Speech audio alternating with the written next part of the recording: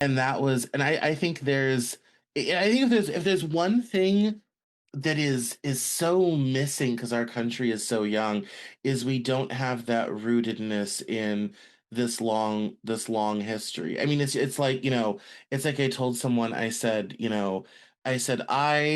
was standing in Paris at the Arc de Triomphe where 16 roads come together into one traffic chaos. And I sent a video to my mom and I said, "Wouldn't you like to drive in this?" And she said, "No."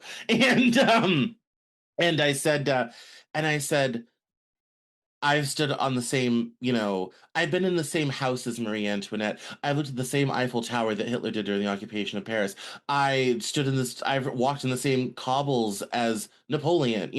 I've Mhm. been to the Roman baths in Bath, England. I have, crossed the same pavement as royalty whose names you know, commoners whose name you don't, all this sort of thing. And I said that to me is so incredibly fascinating to live with and to incorporate and to have that connectedness to to the past and to understand your chapter in that bigger story.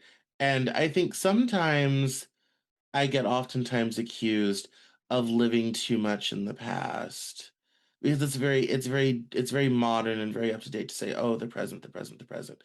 But I think I think that connection is a wonderful, amazing thing to think of all the people who've passed through a place who had hopes and dreams and lives. They got married, they had children or didn't, or whatever have you. And to understand your little slice of that is just so incredibly powerful.